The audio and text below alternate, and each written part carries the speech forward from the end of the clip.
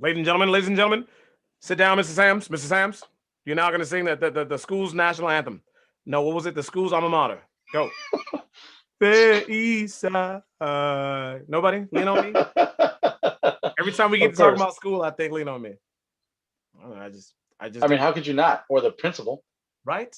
I'm the principal, Holmes. The principal I related a lot to because I lived in that area. I lived in San Mm, Fernando. Now, of course, that's not where the principal was, but I still. lived in an area where there was a lot of vatos. So it was like this kind of made sense to me. I had there's hardly any black kids I can remember until we had changed schools, and then I met a lot. But Mm. San Fernando was a little bit. Yeah. So we Anyway, out here, OSP fam. That wasn't even our intro. That's just what we do, man. We just start talking. It is your boy Shaun Q, my partner, like always. Jay Roman. Together, we are OSP, and we are trying to get into something that we kind of started on the last episode. We were talking about Black History. It is still Black History Month. I hope you're, doing something nice for your Black friends. I hope you have Black friends. We are getting into teaching. We wanted to talk in this episode about something huge that took place during 2020, during that awful shit, disease-ridden, cancerous 2020 COVID year that we try not to speak of. But one of the big things that came out of that was what was happening with teachers, parents, and students. Before we get into that, we're going to get into our what's popping. And what is popping is I would like to know why my good friend, my brother in arms, Jay Roman, didn't let me know what was happening with Reddit so I could buy some GameStop stock. How come? I mean, you were on GameStop all the fucking time. You couldn't tell a nigga that, hey man, stock's about to go crazy. See, that's the thing. I didn't know until it was already crazy. So here's the thing.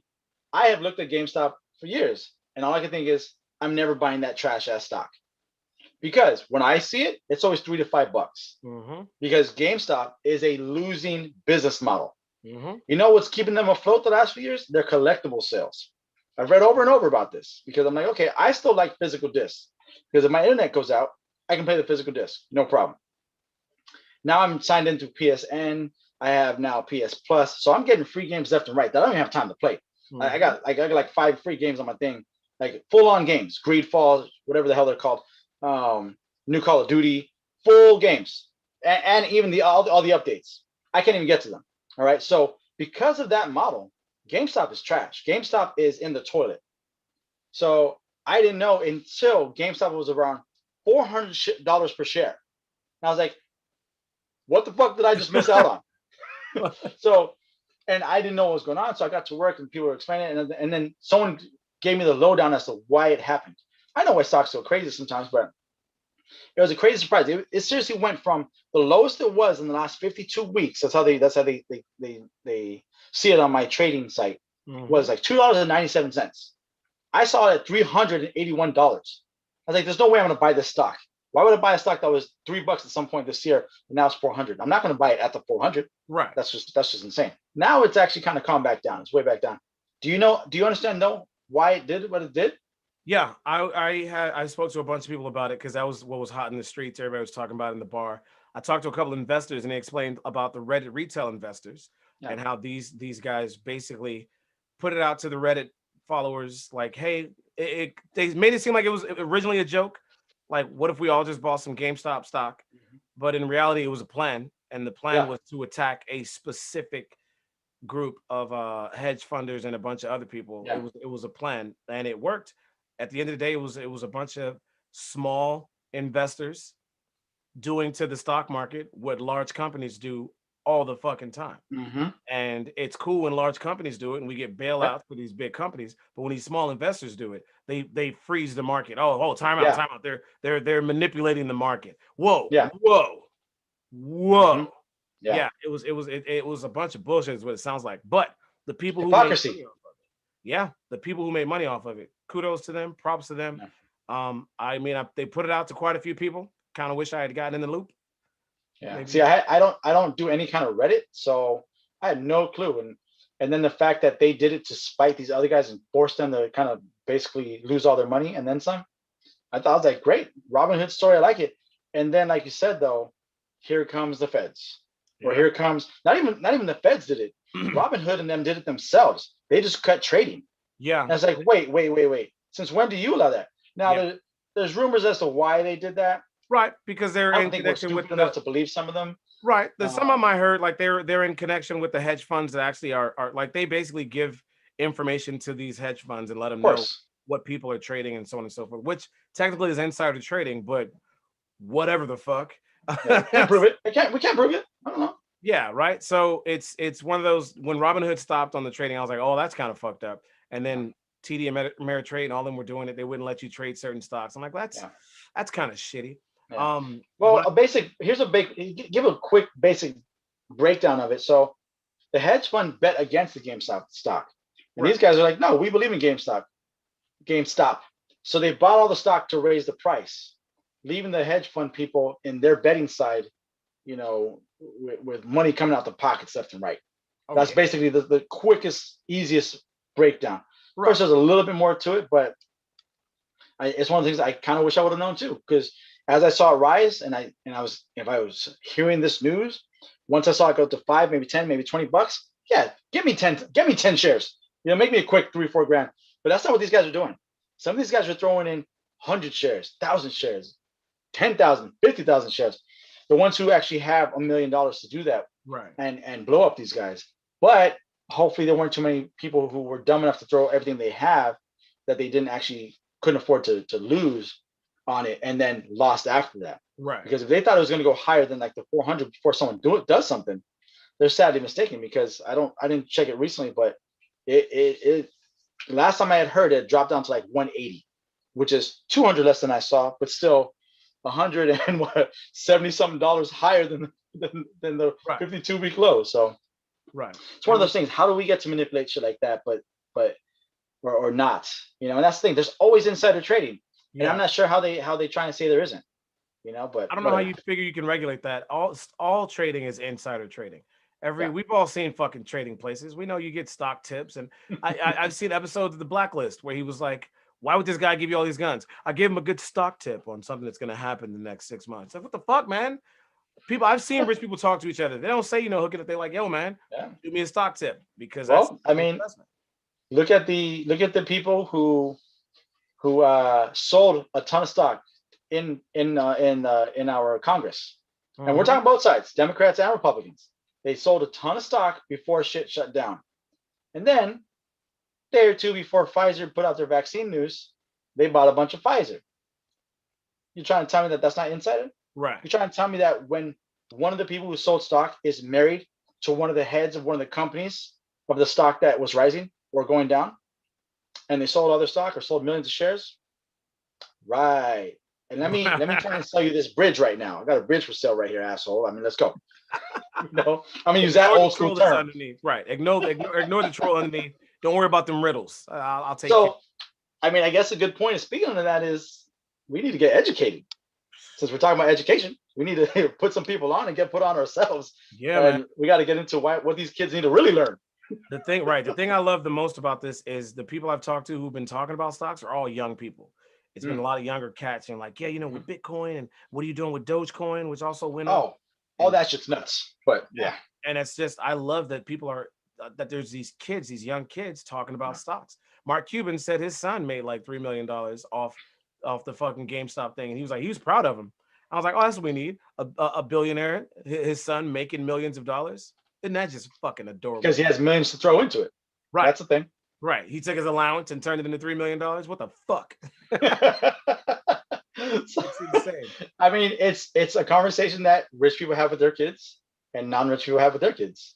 It's Absolutely. what conversation is that? And the fact that kids are into it, our age and younger, is because I got to say, probably social media type apps, Oh yeah. SoFi and all that. These guys are making it so easy to just look at something and track it throughout the whole day. It's amazing. It's amazing what you can do in that stuff. And And the was it the stock bits? I can buy $1 of Amazon at a time. Granted, it'll yeah, take me 200 to 2,400 weeks if I did $1 at a time, but still, to get one. you get one, and a partial share is still worth something. Exactly. So it is what it is. So yeah, it's definitely an education thing. That was a nice segue. I see what you did there. So we have questions we want to know because these teachers in 2020 having to deal with COVID, for the first time had to deal with teaching while socially distancing. And we personally have said after we were talking about it, we could not imagine what kind of students we would have been if we had to learn on Zoom or on Google Meet or on Skype, we would not. I personally say I wouldn't have been a good student. I know for a fact. I to be in the house that I was growing, one of the houses that I was living in as a kid, trying to learn, shit. If I was supposed to be in the house, my mom would have had me babysitting so she could save money on the babysitter, and then expected me to Zoom learn. Right. That's what It would would have have been happened. one of those like, well, the parents can't just get rid of their kids for 8 hours of the day. So what the fuck happens now? It would have been Mm. insane. I saw that I was speaking with a teacher who comes in. She works for the LA Unified School District, and she was telling me about the no fail policy. And what that was that these kids who have been learning all year on Zoom um basically can't be failed. Like they can't fail. So all they had to do was show up in front of their computers and then they could not fail. If they weren't doing the work, if they didn't turn in any assignments, didn't matter. All they had to do was show up. She said some of them would show up, mute themselves, or turn their video off. She goes, and I'm sure they were like playing games or went back to sleep or whatever the fuck, but they would show up into the Zoom room and be like, I'm here and fuck this, good night. Right? Come Wow, wake up in 30 that's minutes. like, yep. And those kids can't fail. They can't be held back or have to retake the course because of the situation and circumstances. And that blew my mind. I can't imagine a you can't fail year, how that would have been. That It's reminds me of getting to class, having roll call, and then you sneak out because that type of teacher either never turned around yeah, or always had their head in the book, head in the book. something like that, Yeah, And so you could just be out and you get the notes later. Like, yeah, that's nuts. yeah. I remember that. Like, hey, I gotta go pee real quick. I'm never coming back. So not even pass fail, just no fail. You just can't. You So I can't. mean, is there even a grade or is it just a That's what I'm pass? saying. Like that sucks for these teachers who've had to come up with these curriculums to try to keep these kids focused and entertained and have them pay attention to this subject matter. And the ones who aren't, because every class has a piece of shit. We all know. We've all been in classrooms with little pieces of shit through every age, Like, what do all the you way up to mean? college. Like, I will what do you refer to them mean? as, you know what I mean, pieces of shit. Like, Tommy, stop it. Teacher's trying to teach. Stop fighting. Stop licking. Stop throwing stuff at that girl while you passing notes. No, that's not it. Stop writing dicks on the desk. No, stop throwing shit at the teacher. Obviously, that's not the answer. Wait, you're talking about another student? Yeah, Oh, okay, I was like, what is happening right now? Okay, okay, little gotcha. students, little other students who are pieces of shit. Now imagine them on Zoom. Now Are imagine you them. talking about teachers' pets? I'm no, not teachers' pets, because those they're pretty bad too. No, I'm talking about the troublemaker, the class clown, the little asshole who won't let you teach. Imagine that dude having access to a computer, and now everybody's chatting, and he's sending fucking eggplants when the teacher's like, the answer. Like, so Oh they have damn! to deal with those little motherfuckers, or the one who's sitting there with his shirt off, butt ass naked, just dancing. And they're like, Thomas, put a shirt on. They have to deal with that shit. Like, if that's not hard enough, they can't fail that little motherfucker. That's bad. So Well, go ahead, finish it. it's rough enough as it is, the teaching that they have to do, but the no fail, I don't know, kind of confuses me. Another thing we wanted to know about, because we're just curious, we haven't, I mean, I haven't been to school in a while, and you haven't been to school in a while. I know things have changed, but the thing that changed the most is the advancement of the internet since the last Yeah. time both of Oh us. yeah, it's huge. And it's one of those. I remember my 5-year-old nephew getting in trouble because he told the teacher, anything you need to teach me, I can learn online. And I was like, I mean, low key, he's right. You can't be that mad at him. But Yeah. yeah, and so we want to know. We're gonna hit up a few friends of ours, some family of ours who are in the field, the education field, and find out like how do you counter this? How do you counter what these kids are learning online? Like how do you? We're gonna talk to one who's an educator and ask her how she keeps them focused. And then we're Yeah. going to talk to one who's a parent and be like, how do you keep your kids focused? Yeah. Because Parent, but also therapist in a school. right, and so we're curious to know because I mean, like these people, parents have lost their minds, and it's one of those like you get to see the parents who have students, kids who are pieces of shit, they get to see Hmm. them now. These are the same parents who are like, they're like, hey, Miss Johnson, your son was acting up in class. It's like, not my son. Now you get to see how that little motherfucker is. And you're like, oh my God, he is a little piece of shit. fuck, what did I do wrong? It was crazy. They had to show they ass. 2020 was See, students showing they ass. I would like to imagine that hopefully, and I doubt this was the case, that parents were maybe nearby, maybe I don't know, reading a book while their child was in class. Granted, maybe not like the 4 or 5 hours they're on Zoom, but at least for some of it, because as a parent, if maybe it's a certain subject I want to know more about, or I think my child might need help with, like, or maybe I should listen in, or maybe I shouldn't because it's kind of private depending on the age of the student. You know what I mean? I think I don't it know. goes a lot of ways. I don't think there was a lot because not only were you Probably asking the not. kids to stay home, you were asking the parents to stay home. And a lot of parents still had Yeah. to Oh, work. that's right. So That's they right. That's right. couldn't just stay home and watch their kids. They would have to hope that their kids were at home in their comfort zone, behaving, which is Mm, a hard thing to do in general. You know what I mean? So at mhm. that point, like, do you get a babysitter to watch your kids go to school at home?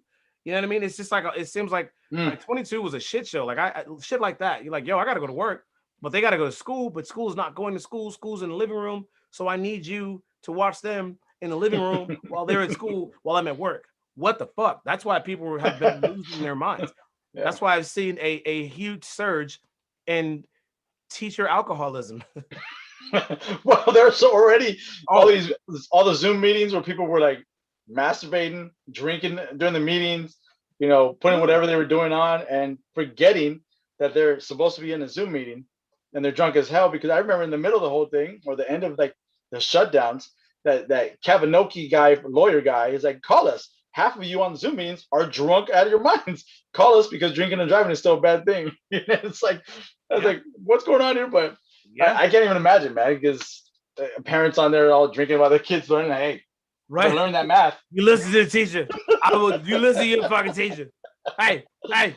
So let's talk to a couple of educators and see what kind of insight they can give us. It's gonna be a fun episode. All right, cool.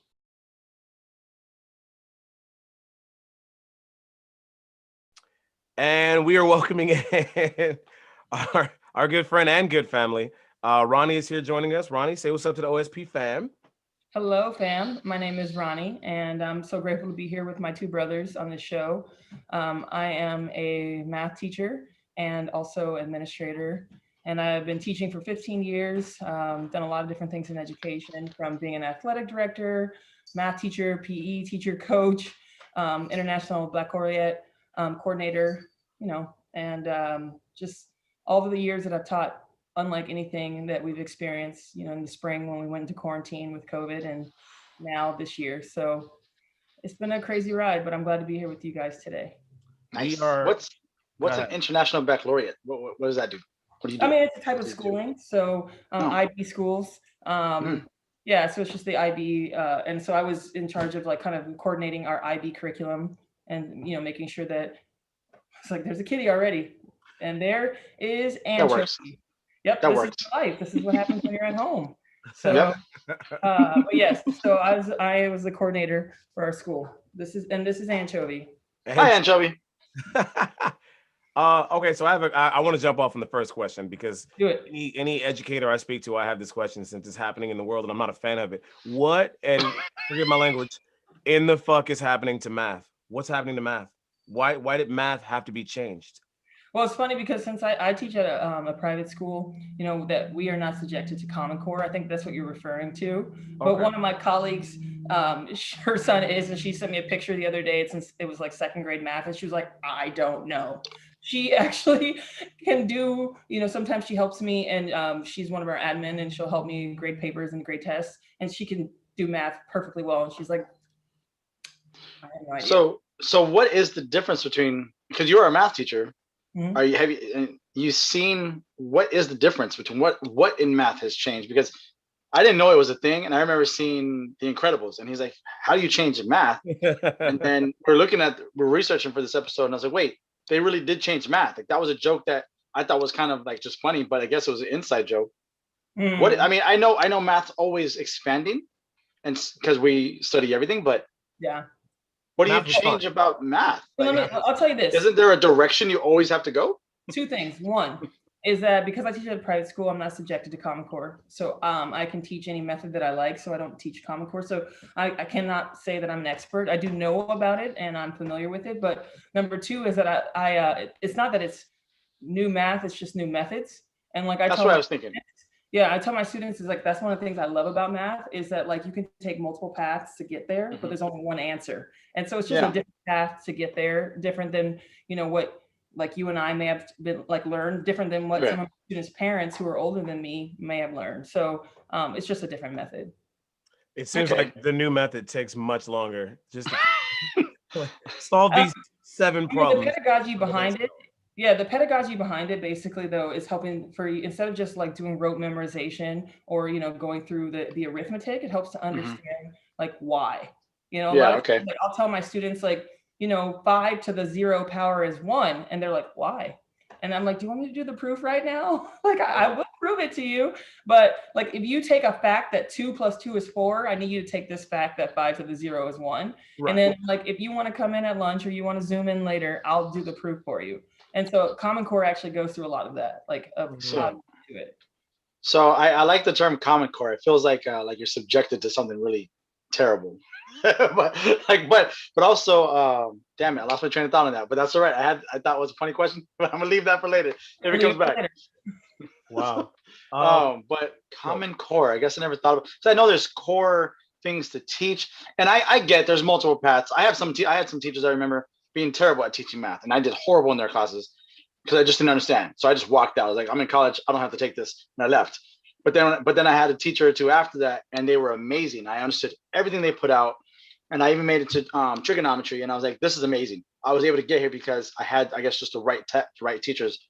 I don't understand maybe why there's so many paths. So like, because it's still, yeah, you get to the same answer, but you know, Well, 2 plus 2 what is I understand, 4. Is there another way to get to 2 plus 2 equals 4? I don't, I what know I it's very basic, but yeah, I want to know what I will have to help my daughter with when she gets into the second grade. That well, sounds you should probably ridiculous. start studying. You have about 5 years, and then you'll be ready for second grade math. Oh They'll my change it. But gosh! They'll change Don't it don't by tell me then. that. Don't tell me that. they'll definitely change it by They'll change it. It'll but be but uncommon core. what I understand about it though is it helps to just kind of streamline things, because Okay. in the school here in Anaheim, because I'm going to speak for California, is teaching something different from Los Angeles, teaching something from the Bay. It helps to streamline like what should a first grader know? Well, here's Yeah. the curriculum. So that's where it comes from. And again, Okay. I'm not subjected to that. So Yeah. Yeah. So let's ask because you've been teaching for years, and like you mentioned, this past year, 2020, during COVID, everything changed. You were forced to do social distancing teaching, which meant teaching over Zoom, and that how I guess the question would be how what was that like? Because I mean, we all see like you see commercials about it on TV, and like we're saluting teachers who went through this difficult year, and you as an educator who actually did it, how was that? well, I'll be honest, like the spring was miserable. It was Why? really challenging. It was difficult and it was unlike anything we've ever seen. True. And so for us, we kind of saw what was happening with the numbers and the trends, and so we had about a week to prepare. And so we had a week that we set up Google Meets, and we were doing Google Meets at school, Right. making Hmm. sure the kids knew how to log on, making sure our school went above and beyond to make sure that every student had a device that worked. Because sometimes like they might have something like smaller at school, but then when they get home, like they might be sharing or there might be other siblings. So they went into homes to make sure that students all had technology, internet, things like that. Wow. And so when we left on Friday, we picked back up on Tuesday as if it was nothing, except for that it was unlike anything we'd ever experienced. Wow. So we started, I mean, because I teach middle and high school, so you're used to like a block or a period kind of like schedule. So Hmm. it was like 8 hours on a computer screen and interacting, and then you're Mm. always seeing yourself. So you're like looking at yourself, you're always looking at people, you're afraid of what is being said. Are you muted? Are you not? You're in my home. Right. I've never, and then there was times where like I would want to talk to a student after class, and then I'm alone with them in their bedroom. And that made me feel like really uncomfortable. Huh. Or, then Yeah. trying to That's a bit much. Yeah, and trying to teach math and making sure that they understand. And so I did what's called a flipped classroom, where I started creating videos. And so, like, instead of using YouTube or other resources, I wanted to make it my own so that it was my energy, my voice, my humor. I'm not funny, but like, well, I'm not, you know, but like, I made these videos so that I could try to connect with these kids that I had taught most of the year, you know.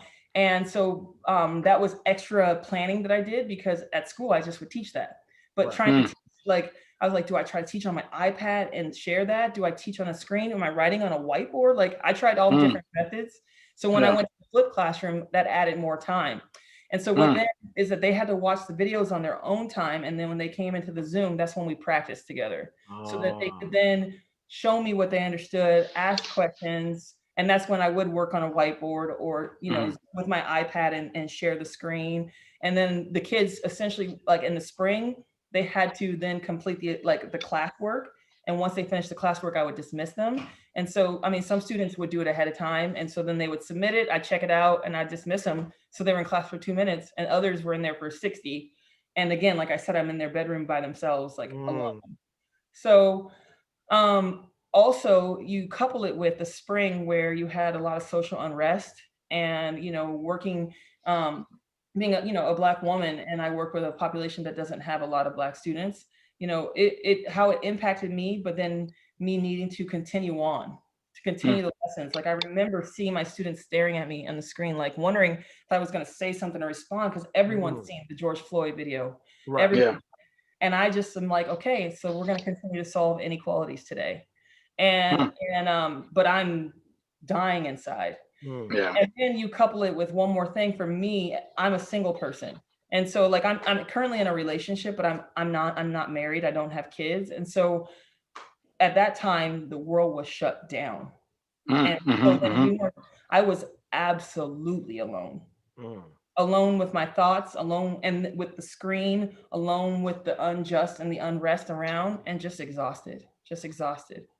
So when you fast forward to the fall, we were fortunate enough to apply for one of the waivers. And so we were able to open school like in September. So I've been on campus pretty much all year. And nice. Depending on the families, you know, if they have people in their homes that are, you know, at risk, or themselves, the students themselves, they have the option to stay home. And so throughout the year, we've been doing, it's not a hybrid where, you know, students can come and go. Right. Is where I am looking at a screen, and then I have students in the classroom behind me. Wow, isn't that like twice as much work? Because I mean, it's hard enough to look at the screen and be like, "Yo, man, hey, put the pants on." You do that. You sit down, like you. That's twice as much work, isn't it? No, it's 5 times as much work. Wow. So like one of the things I do is every morning I get up and I do like a 3 to 5 mile like hike with my dog, and by the end of the day, I have done 10 miles. And when I look at my Apple Watch, 5 miles in the hills, 5 miles in my classroom. And what's crazy about it is, because of COVID, we are like our different schools, because we have like elementary, middle school, high school, like are kind of like separate. We used to might have intermingle. So I don't walk across campus to the library anymore. I'm just walking in my room and back to the screen and back and forth and back. Wow. That's like a restaurant job. It is. That much walking. It's crazy. And like, we don't have meetings in person anymore. All the meetings are on Zoom. So you would think like I'd be sitting more, or it's like it's 5 times as much, but I'm skinny. So there's that. Oh yeah. Nice. I mean, my job was, I guess, similar. Because of COVID, we've walked a lot more, because we had to get up more, because we couldn't interact with people right in front of us anymore. So that makes sense. That's kind of crazy. So I have a question. You and I both went to college quite a long time ago. I stayed in forever. I was like the forever student. But did you ever take online courses in your college career? Yeah, I took one going into grad school. So okay, so I mean, I also went to college. I just went to that. I don't know what the hell is happening right now. I don't remember that, but wow. So, but wow. Go on. Oh, that's right. You were on my campus at least a couple times. Push. So moving on. I can only imagine the one, maybe 2 classes I took online, how difficult they were. And we didn't have Zoom. I guess we could have done what was the other one that was out before Zoom, but apparently is in the wayside now. Right. Anyway, whatever it is, I don't care. But like we had that. What did you call it? Anyway, we had like How old are chalkboard. you? Skype. That's right. Thank you. Oh my. Because Skype is so far from my mind now, and they Yeah. should have been number one. But we had like chalkboard where you sign into this chat room, and then we were able to like pull files from. It was weird. It was that was difficult enough. It seemed like this time was going to be at least an easier thing for kids to do. But then I'm hearing all the parents that I know that have kids that have had to deal with this. They say it's a nightmare. Like their kids don't they can barely keep their kid in front of the screen long enough. You know, how do you keep kids focused when you're teaching? You know, are there parents around? I know the bedroom part. That's very awkward. I don't know if I could have done that. I've never been a teacher. Although my first college major was to teach. I didn't go that route. How do you keep them focused, especially in a place like their bedroom? I mean, I'd be trying to show you my toys all day. Hey, look at this. Look at my comics. During the spring when we did that, because it was so brand new, that's what we did. So it was always like, hey, okay, come to class in your pajamas. Come to class with your favorite stuffed animal. You know, like, interesting. Yeah, like I would implement that. Like, okay, today we're going to be studying, different quadrilaterals. Like, bring in something that's like a polygon, And so then it was like on the screen. Change your background to something fun, because it was so novice that we wanted to kind of keep them. But I think now it's like, because we've been here and now we're almost at a year, that there's like an expectation.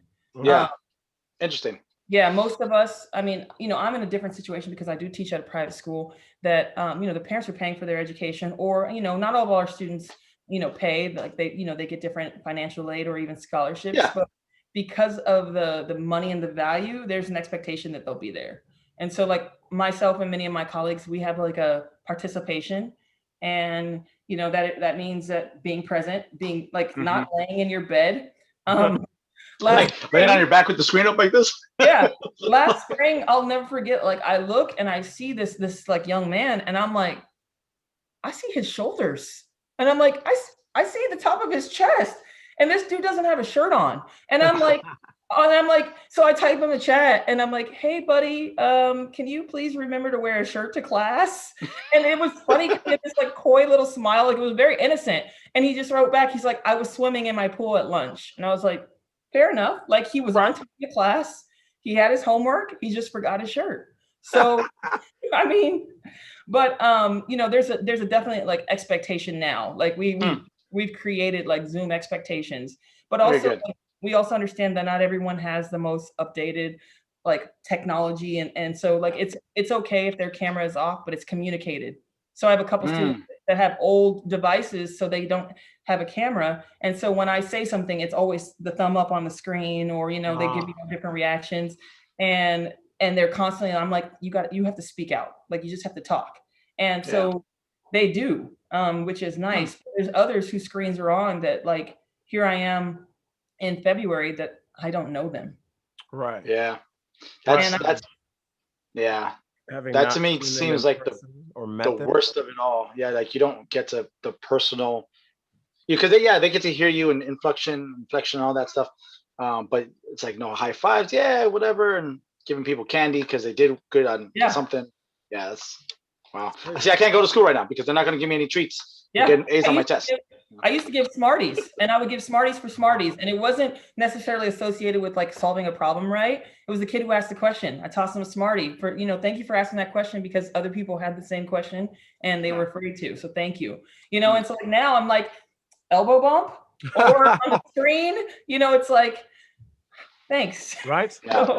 I'll shoot you some Bitcoin. Don't worry about it. Good job. But the thing is that I'm also wearing a mask. So then they don't see that I'm smiling at them. Like, because you are in the class. Duh. I'm in the room with half of them, or, more or less. It depends on the situation. Wow. So, yeah. I totally forgot about the mask part. So you're not only teaching in the crazy 5 times as much work environment, but you have to yell it all through a mask. Yeah. I forgot about that. I totally forgot about that, because I mean, we all have to. Well, it sounds like insanity. We can't explain to you how much we appreciate what it is that you do. and what educate. We just wanted to get a glimpse of what educators are going through and the struggle, because it's so much more than we could. I mean, so much more than you see in a commercial. So much more than I guess we haven't been able to really talk to anybody about it. I've talked to a few teachers, and they said the some of the things, like I hear some of the things that bother them, like you said, the technology is outdated, or not everybody had a computer, or they were like professors that like Jay Roman was in his AOL chat rooms back in the day in college. So it's Earthlink, baby. Earthlink. or no, on Black Planet. So it's the struggles are real, and hopefully Planet. at the end of this year we return to some kind of normalcy, and you can have a full classroom again and go back to handing out Smarties. I remember I missed the videos. It was like 2019 when they would show like the coolest teacher had different handshakes with each student, and you can't imagine, like, that teacher's like dying inside right now because he can't have that interaction with the students. It's crazy. So Well, go I'll ahead. tell you this, Shaun, like on that same note, I had a kid last week that had a really hard day. And I mean, like crying and kind of hysterical. And to not be able to touch that child, just to like a hand on the shoulder, you know what I mean? Like, and then I have my mask on, this was in person. And so he can't see that I'm just like loving on him, and all he sees is my eyes, and I wear glasses. So like with that, like so little of my facial expression is seen.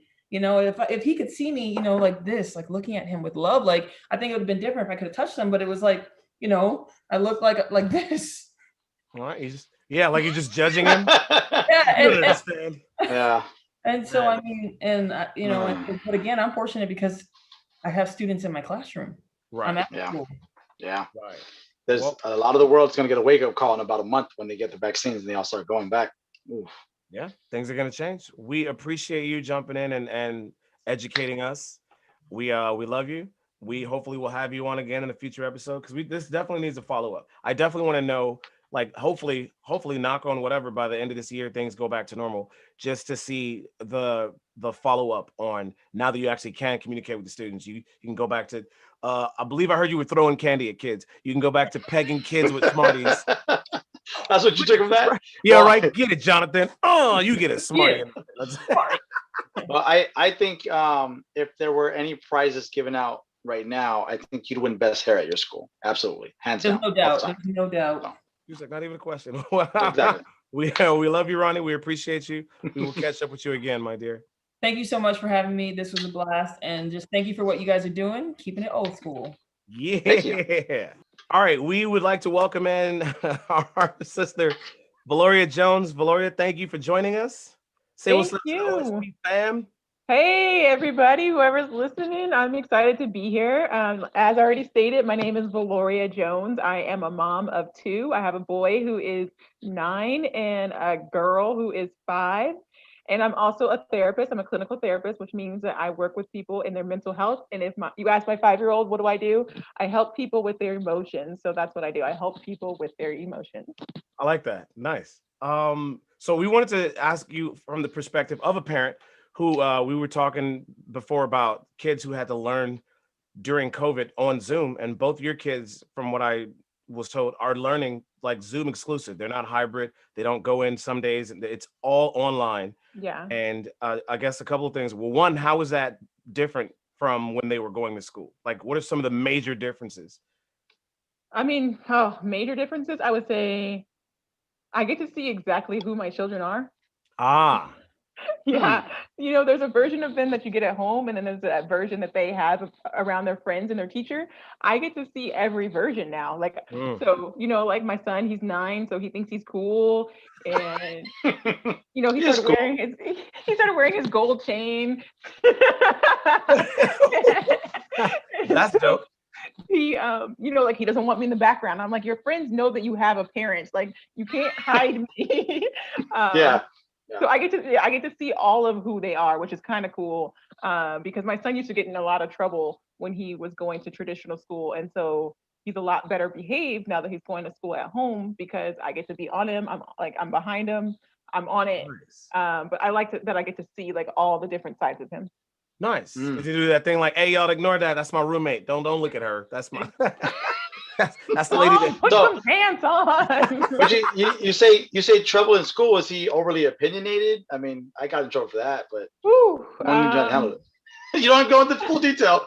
Yeah, why are you putting the kid on blast? Shaun and I, yeah, We No, lived in no, the no, no, principal's no, no, office. no. I was an exceptional student. I never missed a day.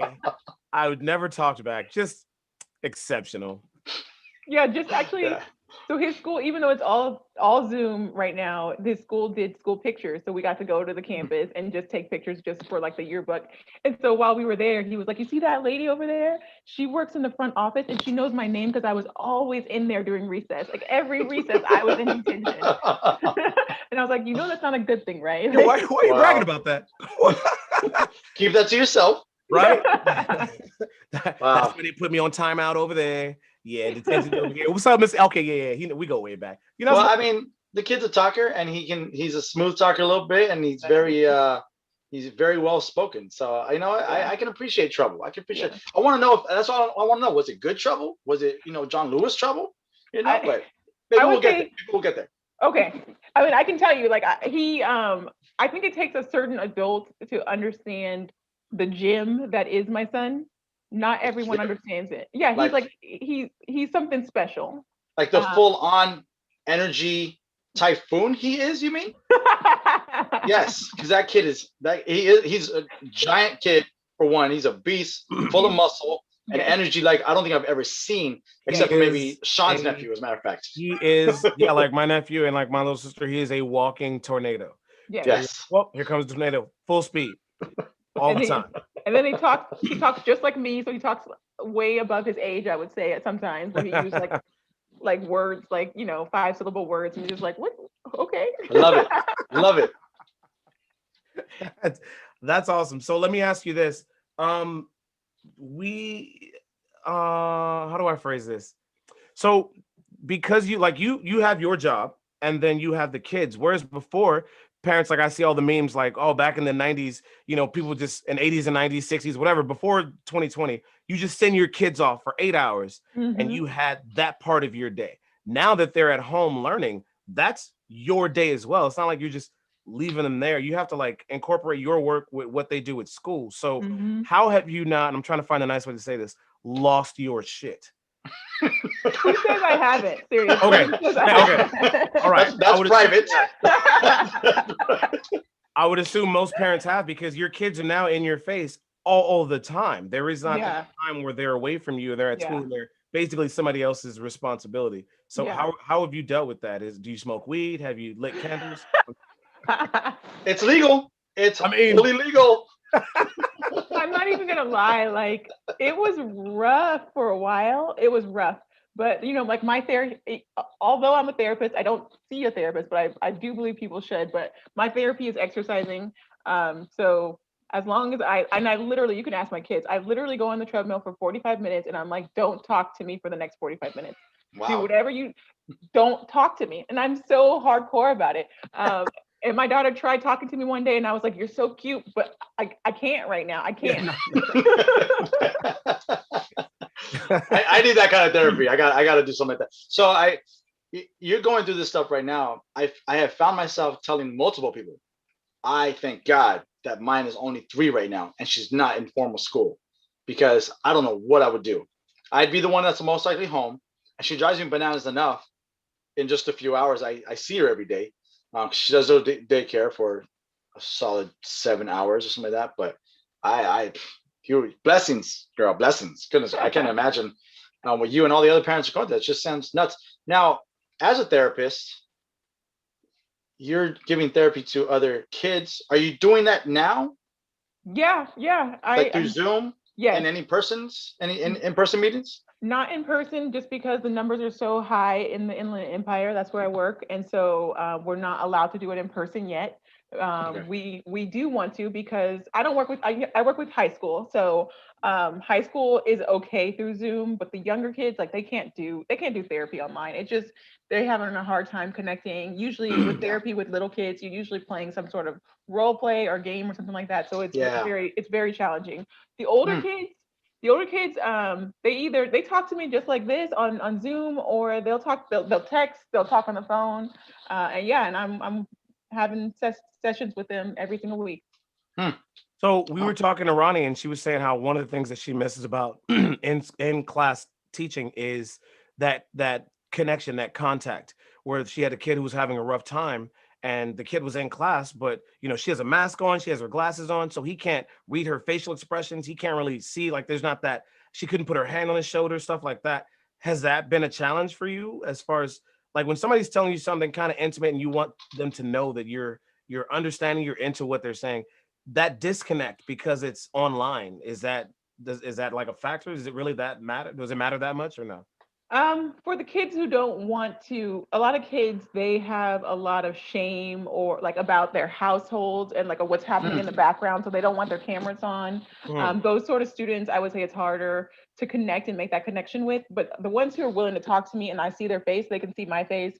For me, I would say the challenging part is like a part of therapy is allowing the silence to happen. Like you allow for that awkwardness because sometimes there can be growth in the session during that time, but it's so awkward on Zoom. Like, it's just like, I'm just like straight up just staring at you. You like, you're looking at my house. Like I'm looking at your house. Like you can't do that same sort of thing online.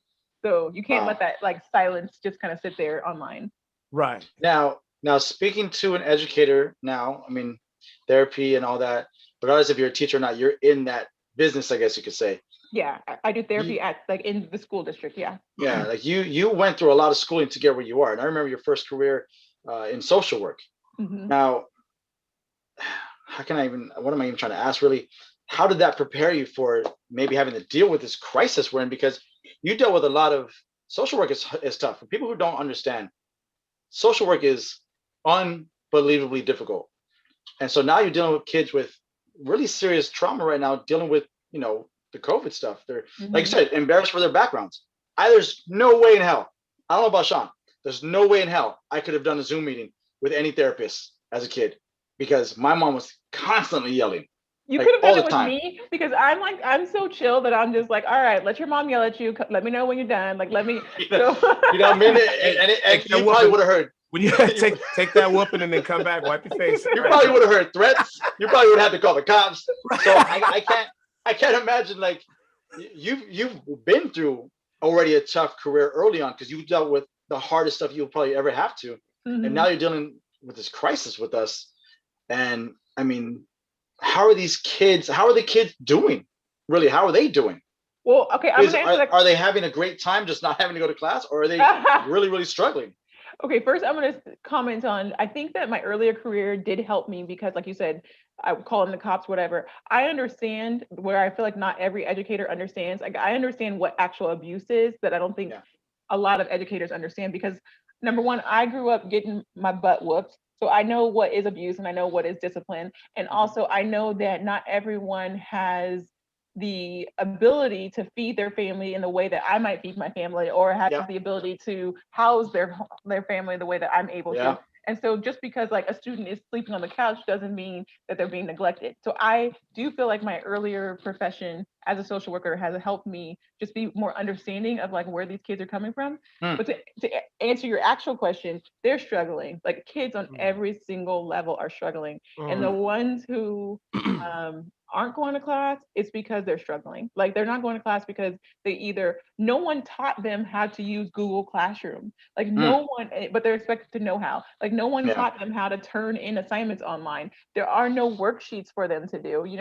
And so the kids, they want to be on campus as much as like they might have hated school before. Like every single kid would prefer to be on campus than being at home with their mom yelling at them or threatening them. Like they don't want that.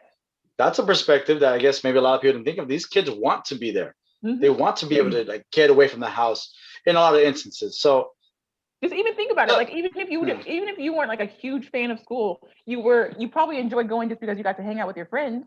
I saw this guy. That is, I'll be honest with you, that is the only reason why I went to school. And I think we know. And Bell knows, out of 5 days a week, I was at school 2 days a week. I would go Thursday to find out what we have the test on Friday. I would go Friday and pass the test. And my teachers hated it because they're like, it's such a joy to have you in class. I'm like, yeah, but I don't want to be here. But if I was limited to like Zoom, I would have been at school all the time because I did not want to be home. And I would leave. I mean, I'd leave the house, but I wasn't going to school. So, I mean, I would want to go to school because I feel like there's a part, the biggest part of this that's missing from the kids' education is that social interaction. Yep. how do you make up for that social interaction? Do you have to bully your kids every once in a while just to teach them about bullying? Like every time your son comes out the bathroom, do you punch him in the stomach?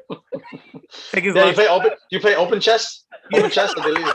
BB Bridges. Bah, bah, bah. Just to I give mean, it. for those who don't know those games, look them up because they're serious. Those are important lessons that we learn in school. You learn about, social awkwardness. You learn about cliques. You learn about who friends are. You build lifetime relationships. But if you're at home all the time with the same people, you're missing out on that. So Yep, how do you exactly. supplement that? As far as my own kids, I'm gonna be real. Like, I'm so concerned about my son. He he's a nerd. Like, he is a dork, and I love him for it, but I want him to excel both socially and academically. And I Right. think being around me all day is not making it any better. Like, Oh. it's not. I didn't think about that. It's like you imagine a tornado, but in a bottle. Just if you don't open this jar soon. That's a really good point. Somebody doesn't open this jar, it's gonna shatter. It's crazy. Yeah, I wonder about that, like how people are supplementing that actual interaction. How do you? Because even with their friends, they can only talk to them same way on Zoom. Mhm. They're not. I don't know, playing and wrestling and running and jump At sport. least I hope not. I mean, that's part of the reason why we can't seem to keep it under control is because we've allowed so much of that in this country. But I have a question though. Going back to the tough time they're having. Did Inland Empire do like LA did and actually try and provide as many laptops and stuff like that as possible and Wi-Fi? Well, every school district is different, but I would say for the most part, that's what I'm hearing. Everyone in my school district got their own laptop, and anyone who didn't have Wi-Fi could get Wi-Fi. Like, literally, the district was buying people internet access. Like, they were. Yeah, I was hearing. Yeah. Yeah. Okay. Good. I was hearing like some companies were doing that. They were giving it to the neighborhood or whatever. If you had a child in school and stuff like that, it just always makes me wonder: is there ever enough you can do? Because our whole dynamic has changed, and to change a kid's life like that, as an adult, we're like, damn, we got to do what we got to do. We may be exhausted, but we're going to go do it. But as a kid, I can't imagine. That's the emotional trauma of this and going back, and I would just feel awkward. Plus, I wouldn't be able to have any girls around. You know what I mean? Like, where are all the girls at? You know what I mean? Or Viltria wouldn't be around. I guess she wouldn't be around. I'd have to live with. I would have had to live with y'all or something. We would have had you too. Like, come on. I know. I don't know what Shaun would have done because I don't know. I would have done what I did before. I would have found my way over to the house every once in a while. Like once a month, just pop up. Yeah, I would have found a way over. That is a weird one. That's I don't know how kids are dealing with it. I mean, the kids today. I'm hoping this is making the kids stronger. I guess in your opinion, if you could, because I mean, like we make jokes and all the old school people, we make jokes like, oh, we were out playing in the dirt till the street light came on, our immune systems were stronger, blah, blah, blah. But what these kids are dealing with emotionally and mentally is something that a lot of us didn't have to. Like I feel like this is gonna make them stronger mentally and emotionally than a lot of us were because we didn't have to deal with this. That's the hope, but I mean, like, younger kids are resilient. Like, they are so resilient, but the older ones, like, they're almost basically formed as humans and who they're going to be, and they were never taught how to deal with things. Like, they were they were coddled, and then they were thrown in this hard situation, and then the parents are like, well, I'm dealing with it, so you got to deal with it, and no one's like there to help catch them or help teach them. It's just kind of like, get over it. Whereas I feel like the younger generations, like I already said, they're resilient already, and then on top of it, I feel like they have more padding, more support, because it's like, oh, you're babies, let's figure out how to like prepare you better for this. Whereas the older ones is just like, you're almost adult anyway, so like, figure it out. In the last conversation with Ronnie, she brought up the social unrest while she was teaching that, she was just dying inside because they all watched the George Floyd video. Of course, not during class and stuff, but she felt like everyone was staring at her, wondering, is she going to crack or say something or address it? And she just didn't. Now, you have children that were in Zoom school, I guess you could say, during this. So they didn't have maybe the interaction of going to school and have everyone talking about it like we did with the riots and Rodney King and all that stuff. How have you been able to maybe teach him what has happened over the summer, or was he not able to see any of it really anyway? So there wasn't a question. I mean, was that a thing this summer for you guys? It was a thing. Let me tell you, I'm raising a black male, I am, Yes. and I am aware of that every single day. And so, and my young, sweet, innocent child wants to be a police officer when he grows up. And so Tell him to come talk to Uncle Juan and Uncle Sean before that. We have some issues, quorums, suggestions, recommendations to go in another direction. I'm joking. you guys are more than welcome to have conversations with him. But yeah, I feel like there was like this sort of like cognitive dissonance with him. Like these people who I idolize are doing these bad things. How can that be? And so having these conversations, like, okay, so down in San Diego and Santee, that's a city down in San Diego, they had people going to the grocery store with KKK hoods on and like having to explain to my son what the KKK is, and and then having to explain to a 5-year-old what racism is, and then having my white friends, like I asked them, have you ever talked to your kids about racism? And they're like, no, I don't think it's time yet. Well, I don't have a choice. Like Right. I don't have a choice to decide whether or not it's time, because the world is gonna like. And then we're walking down the street, and my son saw a cop car coming, and he was like, come on, let's run from it. Like, and I was just like, you never. Like, you got to understand, you can never, ever run from a cop car. Like, and he's like, why? We didn't do anything bad. They don't care. Yeah. They don't care. Yeah. Plus, you just run automatically. Oh, they must have done something. They see me. Exactly. Like, Exactly. yeah, but I understand he's 9, so I get he thinks that's a game. Mm-hmm. That's crazy. I never thought of a child who wants to be a cop and then sees a cop do what he did to George Floyd, and maybe the questions after that. I never thought about that. That's wow. That's intense. Yes, it was so intense. Like seeing, like, oh gosh, those months were rough. Like my son is really innocent, and as you already pointed out, he's a big kid, and so at some point, I have the displeasure of breaking that innocence a little bit, just so he's prepared for the world.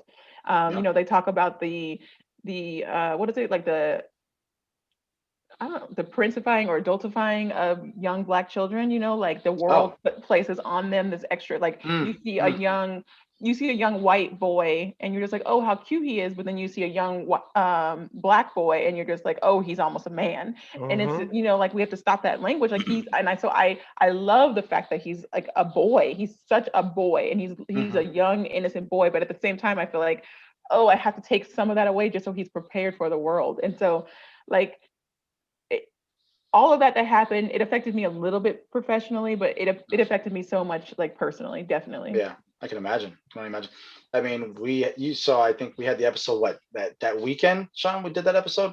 Yeah. That was intense enough. And I don't know if y'all went to any of them, but we protested. We were out there on the streets, kneeling, signs and everything. Me, Brooklyn, Beltria, we were doing our thing.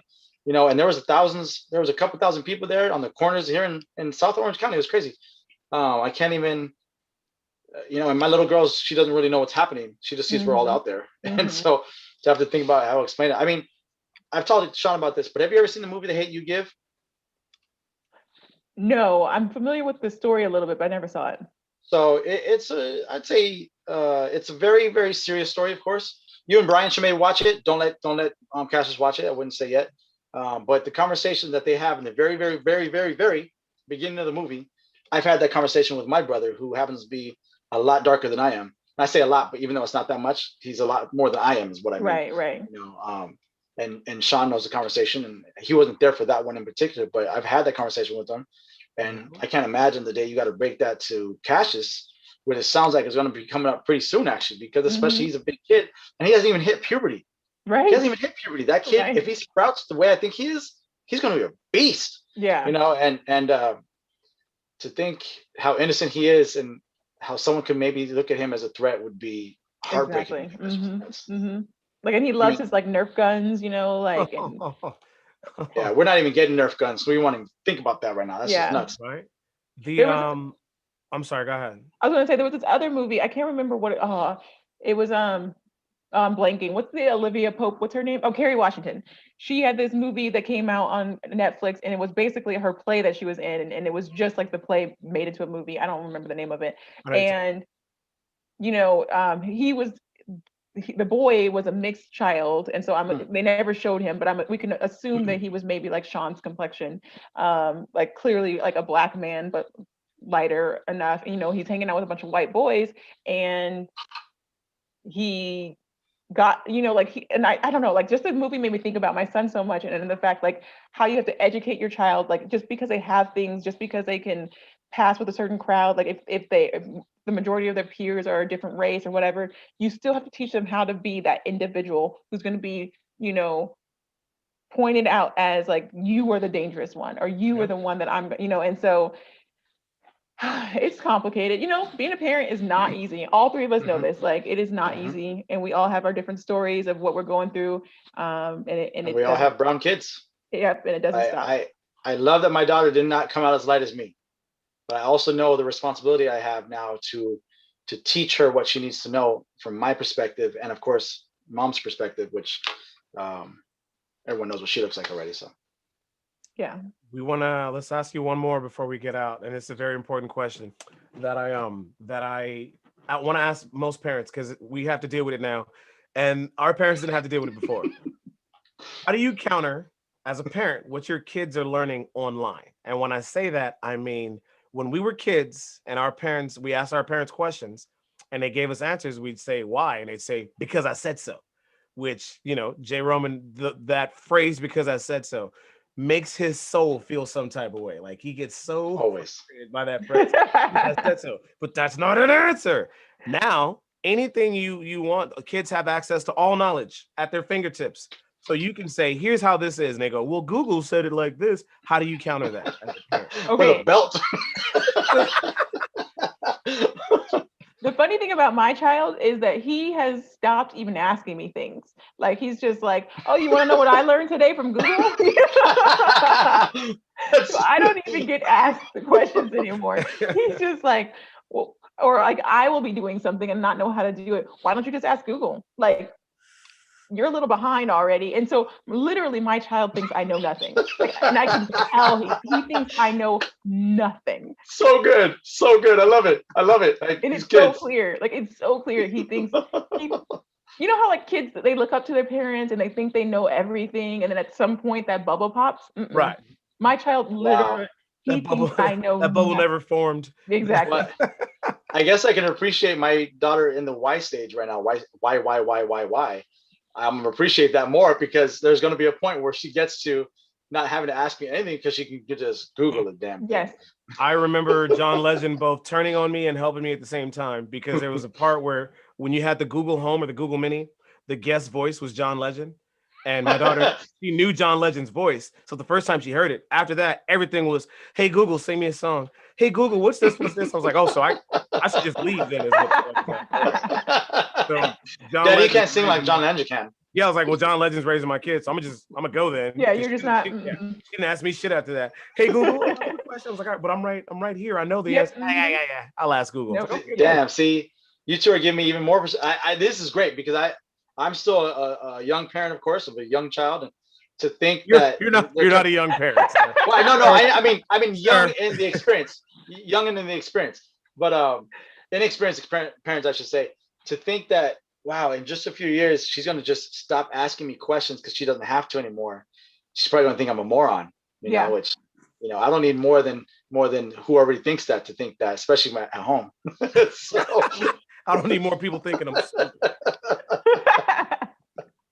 The other day, my son did something and I knew he was doing it wrong. And so he did it, and then he discovered, and I was just like, yeah, I knew that. And he was like, why didn't you tell me? Because you don't listen to anything I say anyway. You're going to ask Google, so go to Google.